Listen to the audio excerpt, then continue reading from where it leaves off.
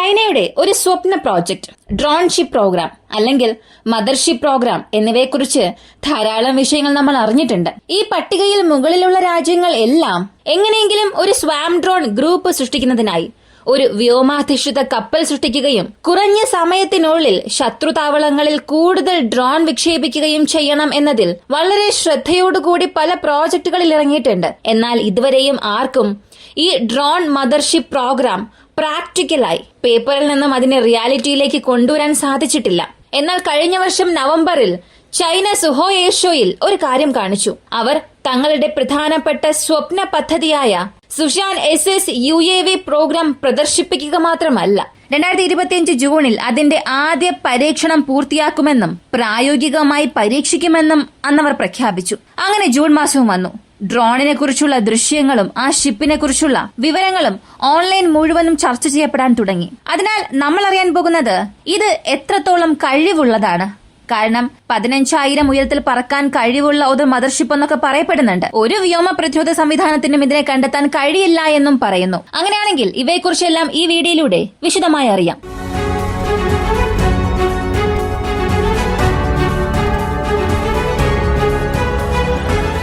സുഷാൻ SS-UAV ലോകത്തിലെ ഏറ്റവും പ്രധാനപ്പെട്ട പദ്ധതികളിൽ ഒന്നാണ് സുഷാൻ SS-UAV.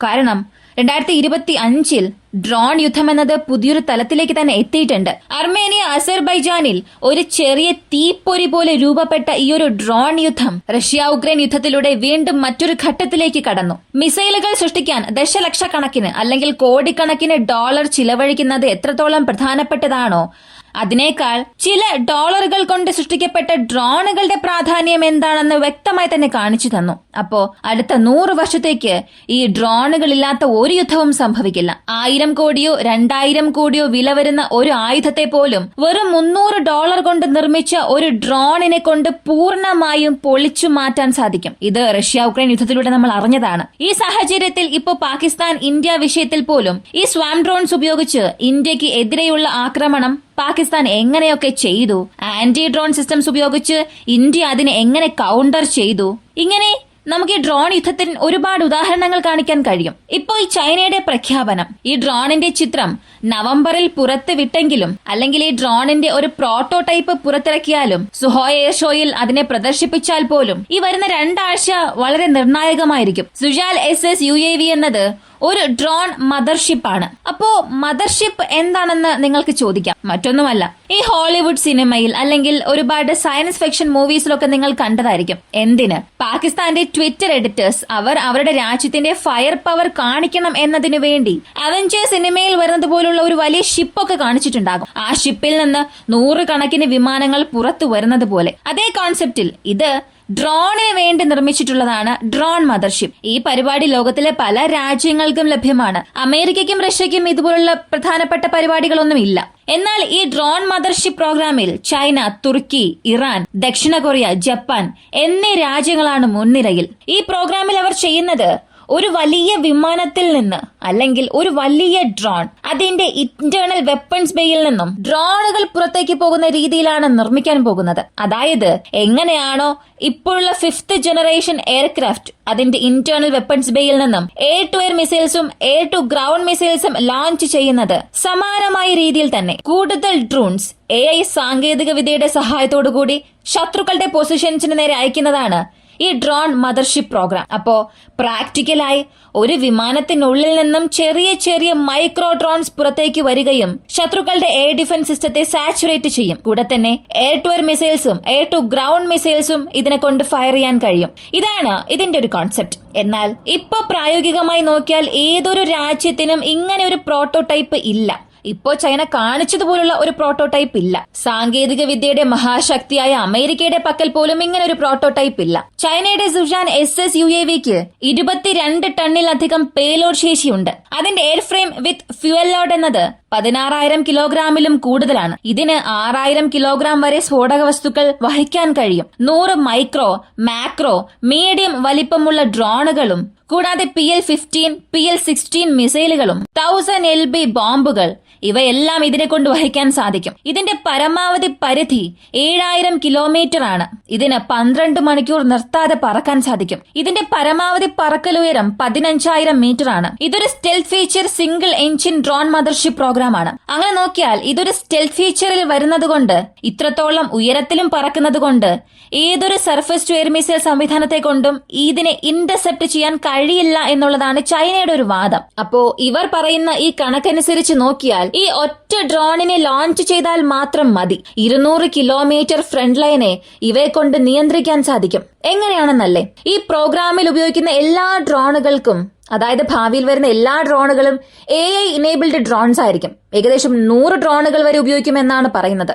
സ്വാം ഡ്രോൺസായി മാറുകയും ഒരേ സമയം കൂട്ടത്തോടെ ചെന്ന് ഒരു സ്ഥലത്തെ ആക്രമിക്കുന്നതിനും, അല്ലെങ്കിൽ അവയ്ക്കായിട്ടുള്ള ടാർഗറ്റ്സിനെ അവ തന്നെ മനസ്സിലാക്കി ആന്റി റഡാർ ഓപ്പറേഷൻസിന് വേണ്ടിയും ഉപയോഗിക്കാൻ കഴിയും. റഡാർ സ്ഥാനങ്ങളെ ലക്ഷ്യം വെച്ച് ആക്രമിക്കുന്നതിനും ഇതിന് ഉപയോഗിക്കാൻ കഴിയും. ഈ 100 ഡ്രോണുകൾ plus air to surface missiles ഇവയെല്ലാം ശരിയായി ആസൂത്രണം ചെയ്ത് നടപ്പിലാക്കുകയാണെങ്കിൽ 200 കിലോമീറ്റർ ഫ്രണ്ട് ലൈനെ ഈ ഒറ്റ ഡ്രോൺ ഉപയോഗിച്ച് നിയന്ത്രിക്കാനും നിർവീര്യമാക്കാനും സാധിക്കും. ഇതാണ് ചൈന ഈ പ്രോജക്റ്റിലൂടെ വ്യക്തമാക്കുന്നത്. അപ്പോ ഇതിന്റെ സ്പെസിഫിക്കേഷൻസ് എല്ലാം നമ്മൾ അറിഞ്ഞു. പക്ഷേ ഇതൊരു യഥാർത്ഥ ആയുധമാണോ എന്നുള്ളതൊക്കെ നമ്മൾ വീണ്ടും അറിയേണ്ടതുണ്ട്. അതിനായി കുറച്ച് കാര്യങ്ങൾ ഒന്ന് ഡീകോഡ് ചെയ്യേണ്ടതുണ്ട്. 3 കാര്യങ്ങൾ മാത്രം അറിഞ്ഞാൽ മതി. നോക്കിയാൽ അവസാനത്തെ ഫലം എന്താണെന്നുള്ളത് നമുക്ക് മനസ്സിലാക്കാൻ കഴിയും. ഒന്നാമതായി, ഈ വിമാനവാഹിനി കപ്പലുകൾ ഇതിനെ സിറ്റിംഗ് ഡക്ക് എന്നാണ് അറിയപ്പെടുന്നത്. ഇന്നത്തെ കാലത്ത് ഒരു വിമാനവാഹിനി കപ്പലിനെ ആക്രമിക്കുക എന്നുള്ളത് വളരെ എളുപ്പമുള്ള ഒരു കാര്യമാണ്. ബാലിസ്റ്റിക് മിസൈലുകളുടെ കൃത്യത കുറവാണെങ്കിൽ പോലും ക്രൂയിസ് മിസൈലുകളും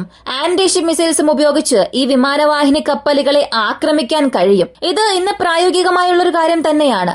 ആർസണൽ പവർ കുറവുള്ള ഹൂത്തികളെ കൊണ്ടുപോലും അമേരിക്കയുടെ വിമാനവാഹിനി കപ്പലുകളെ അവസാനഘട്ട ഡിഫൻസീവ് ലൈൻ കഴിഞ്ഞ് അവയെ മെനുവർ ചെയ്യിപ്പിക്കുകയും അവരുടെ എയർക്രാഫ്റ്റ് കാരിയേഴ്സിന് ഒരു ഭയം കാണിച്ചു കൊടുക്കുകയും ചെയ്തു.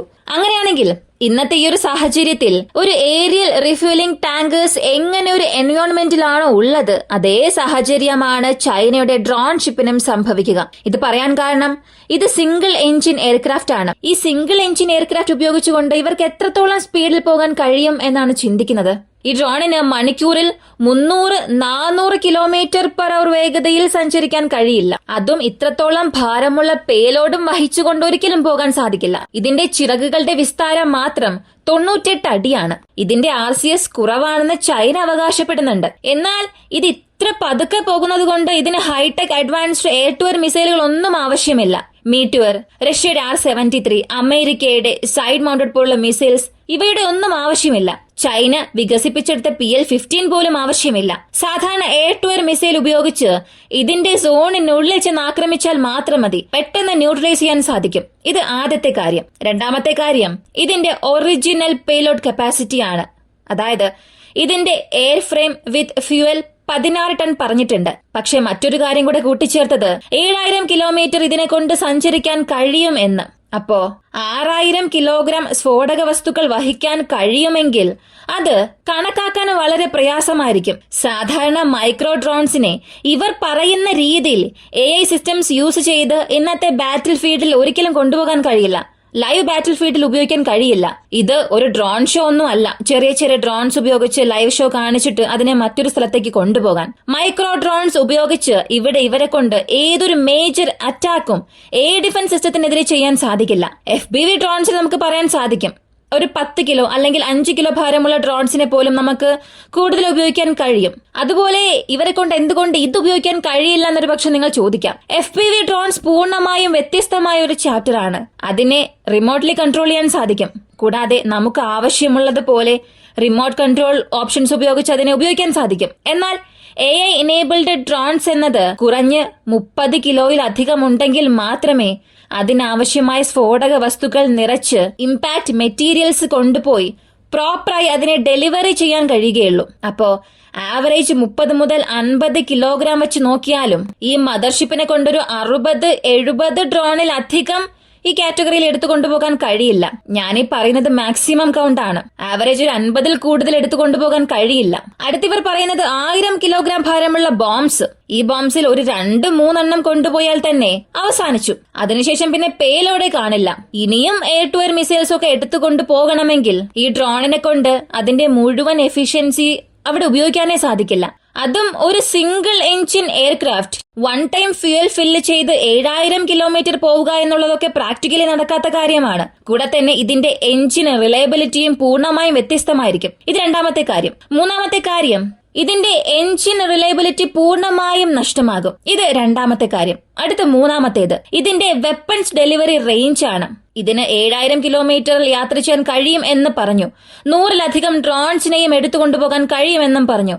ഇതെല്ലാം മൈക്രോ ഡ്രോൺ കാറ്റഗറിയിലും നോർമൽ ഡ്രോൺ കാറ്റഗറിയിലും മാത്രമേ വരികയുള്ളൂ. ഇപ്പോൾ റഷ്യയുടെ ഷാഹിദ് 136 ഡ്രോൺ, റഷ്യയുടെ ജുറാനിയൻ ഡ്രോൺസ് എടുത്താൽ ഓരോ ഡ്രോൺസും 90 മുതൽ 150 കിലോമീറ്റർ വരെയും വരും. ഇതിന്റെ മാക്സിമം റേഞ്ച് എന്നത് ഇതിന്റെ അപ്ഗ്രേഡഡ് വേരിയന്റിൽ 1000 കിലോമീറ്റർ 2000 കിലോമീറ്റർ വരെയും ചെന്ന് ആക്രമിക്കാൻ കഴിയും.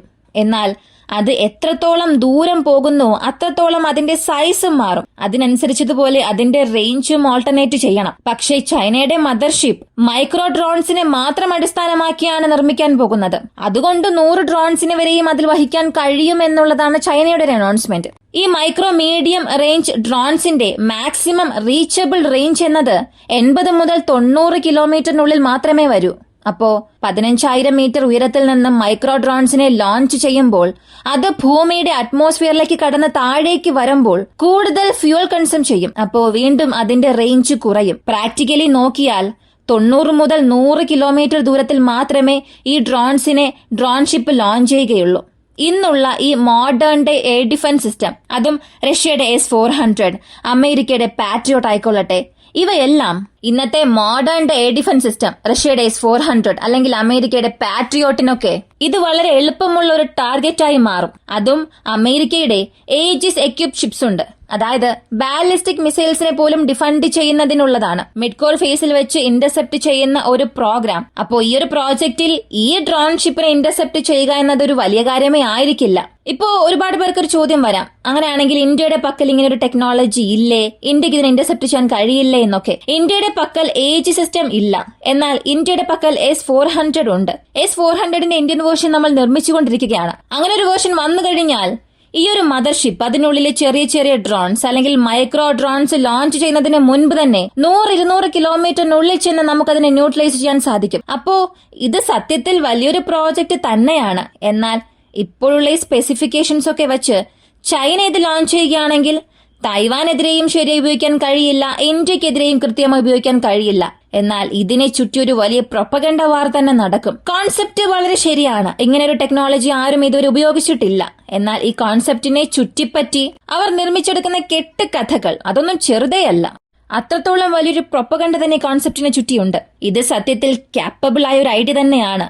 എന്നാൽ അത് ചൈന കൊണ്ടുവന്നിരിക്കുന്ന രീതി, അതിന് നൽകിയിട്ടുള്ള സ്പെസിഫിക്കേഷൻസ് എല്ലാം പേപ്പറിൽ മാത്രമേ ഒതുങ്ങി നിൽക്കുകയുള്ളൂ. ഈ ഒരു വീഡിയോയെ കുറിച്ചുള്ള നിങ്ങളുടെ അഭിപ്രായം എന്താണ്? ഇന്ത്യയുടെ പക്കൽ ഇങ്ങനെയുള്ള യാതൊരു പ്രോജക്റ്റും ഇല്ല. എന്നാൽ ഭാവിയിൽ ഒരു പക്ഷെ ഉണ്ടാകാനുള്ള സാധ്യതയുണ്ട്. നമ്മുടെ ക്യാച്ച് വാരിയർ പ്രോഗ്രാം ഇതുപോലൊരു രീതിയിലാണ് വരിക.